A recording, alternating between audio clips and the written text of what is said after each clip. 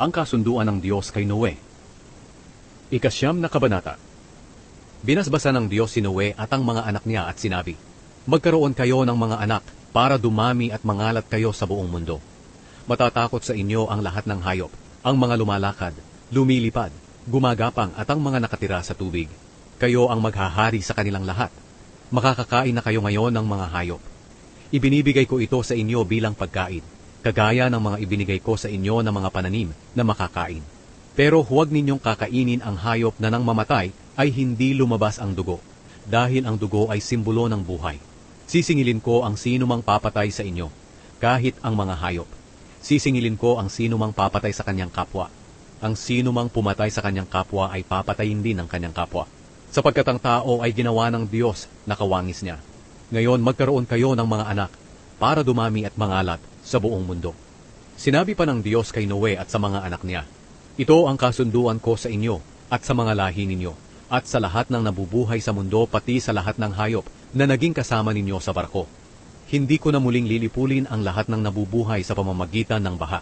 At wala ng baha na mangyayari pa para malipol ang mundo. At sinabi pa ng Diyos, bilang palatandaan ng kasunduan ko sa inyo at sa mga hayop at sa lahat ng susunod nyo pang mga henerasyon, maglalagay ako ng bahaghari sa ulap.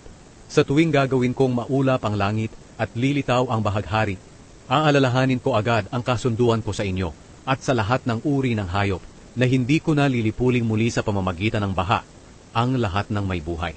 Tuwing lilitaw ang bahaghari sa mga ulap, aalalahanin ko agad ang walang hanggang kasunduan ko sa lahat ng may buhay sa mundo.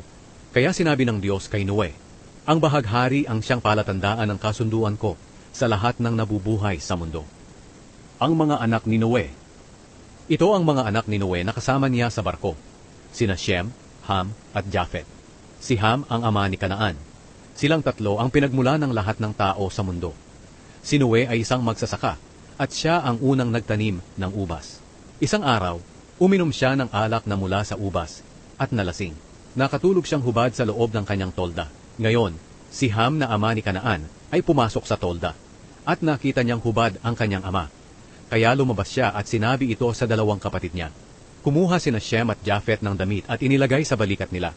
Pagkatapos, lumakad sila ng paurong papasok sa tolda para takpan ang kanilang ama. Hindi sila lumingon dahil ayaw nilang makita ang kahubaran ng kanilang ama.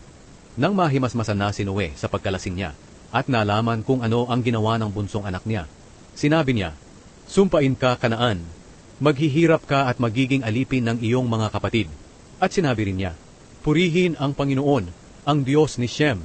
Naway maging alipin ni Shem, si Kanaan. Naway palawakin ng Diyos ang lupain ni Japhet, at maging mabuti ang pagsasama ng mga lahi niya, at ng mga lahi ni Shem. At naway maging alipin din ni Japhet, si Kanaan. Nabuhay pa si Noe ng 350 taon pagkatapos ng baha. Namatay siya sa edad na 950.